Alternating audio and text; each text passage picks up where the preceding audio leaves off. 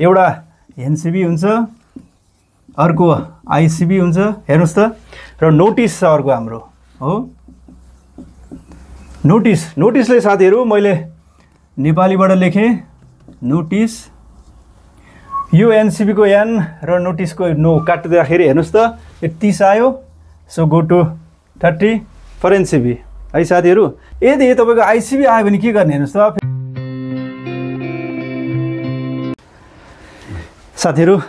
लोकसेवा तयारीका क्रममा रहनुभएका सम्पूर्ण साथीहरू जो लोकसेवा तयारीका क्रममा न्यू ट्रिक्स एन्ड टिप्सलाई कसरी क्वेसन सल्भिङमा युज गर्ने र मेमोराइजेसन टेक्निक्सहरू जस्तै फनी वर्ड्स, वर्डिङ अनि चित्ररेखा जस्ता जुन मैले पनि विगतमा लामो समयमा अभ्यास गरेको थिएँ त्यस्ता ट्रिक्सहरूलाई क्वेसन सल्भिङमा युज गरेर लङ टर्म ब्रेनमा कसरी स्टोर गर्ने र लोकसेवामा सफल हुने भन्ने विषयलाई हामी तपाईहरु माझमा क्वेसन एन्सर सहित देखाउनेछौँ र गाइडेन्स गर्नेछौँ।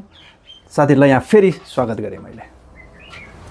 ल साथीहरू, एउटा एक्जाम्पल सहित मैले तपाईहरुलाई फर्स्ट अफ अल हाम्रो इन्जिनियरिङमा युज हुने 3टा प्रिन्सिपल, एउटा कन्सेप्चुअल, त्यसपछि कन्सेप्ट जानिसकेपछि त्यसको लजिकल एप्लिकेसन र एक्जामको लागि त्यसलाई मेमोरी टेक्निकले की पोइन्ट अथवा पिन पोइन्ट भनौँ। एक्जाममा हामीले पढ्न त धेरै पढिन्छ तर नझुकिकन त्यो क्वेसनको सल्भ कसरी गर्ने, याद कसरी गर्ने भन्ने कुरा केही आफ्नो अभ्यास र अनुभव सहित सेयर गर्नेछु। आउनुहोस् एउटा क्वेसन हेरौँ। Which is not an element of a contract. साथीहरू अप्सन पनि छ यसमा, competent parties, reasonable terms and conditions, free consent र लफुल कन्सिडरेसन।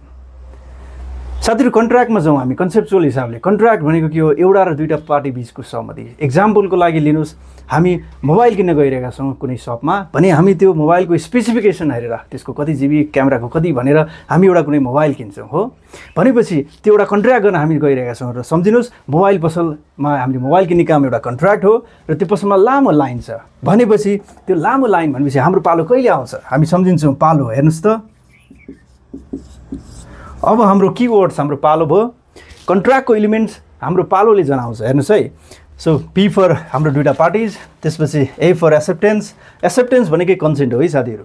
र ए भनेको अर्को अवेरनेस, दुईटा पार्टी चाहिँ अवेर हुनु पर्यो।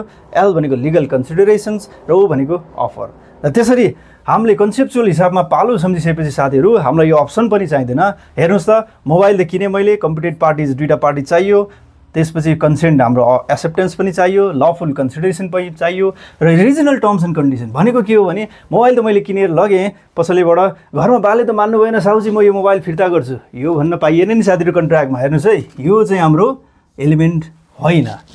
त्यस्तै गरी अब हामी नेक्स्ट क्वेसनमा जानेछौँ। आउनुहोस् ल साथीहरू, आउनुहोस् अब दोस्रो क्वेसन हेरौँ हामी। यसमा हामी मेमोराइजेसनको केही ट्रिक्सहरू हेर्छौँ जसमा अलिकति फनी वर्ड्स, त्यसपछि चाहिँ क्रस म्याचिङ वर्ड्सको। यसरी नै मैले यो क्वेसन्सलाई सल्भ गरेको थिएँ जुन तपाईँहरूलाई पनि अब यो लामो समयसम्म काम लाग्नेछ है।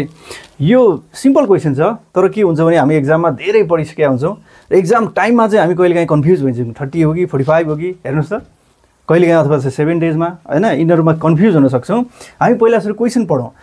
क्वेसनमा किवर्ड छ हाम्रो टेन्डर, एनसीबी अनि नोटिस। हेर्नुहोस् है, minimum time required for tender in NCB no contract notice. हामी यो पढ्दै गर्दाखेरि के थाहा पाइन्छ भने एउटा एनसीबी हुन्छ, अर्को आईसीबी हुन्छ।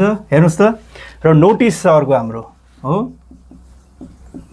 नोटिसले साथीहरू मैले नेपालीबाट लेखेँ नोटिस, यो एनसीबी को एन र नोटिसको नो काट्दाखेरि हेर्नुहोस् त यो 30 आयो।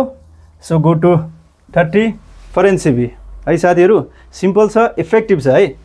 यदि तपाईँको आईसीबी आयो भने के गर्ने हेर्नुहोस् त, फेरि नोटिस पनि हुनु पऱ्यो नि। कहिलेकाहीँ फेरि के हुन्छ एनसीबीमा तपाईँको चाहिँ लेटर अफ इन्टेन्ट आइदियो भने फेरि हामी नोटिसतिर जानु परेन नि त, 7 दिनतिर आउँछ अप्सन है। त्यही भएर त्यसमा कन्फ्युज हुनलाई मैले किवर्ड्स दुइटै मिसम्याच गरेको छु है। अब यदि आईसीबी आयो मानौँ भने त नोटिसमा त अब यो केही पनि मिलेन हो। किन मिलेन? हाम्रो केही आँखा खराब भयो कि? हेर्नुहोस् त हामी आँखा जचाउँ, draw the figure of eye जुन हामीले बच्चादेखि गरिरहेका छौँ। यो आई कति भयो? 45 डिग्री हो एङ्गल। इन्जिनियर भएपछि हामी यति मिलाइहाल्छौँ। सो गो टु 45 यो आईसीबीको लागि साथीहरू। यसरी नै हामी थुप्रै इन्ट्रेस्टिङ तरिकाले क्वेसन्सहरू हरेक क्वेसन्स सल्भ गर्दै जानेछौँ। तपाईँलाई कस्तो लाग्यो? If you want more please like and subscribe.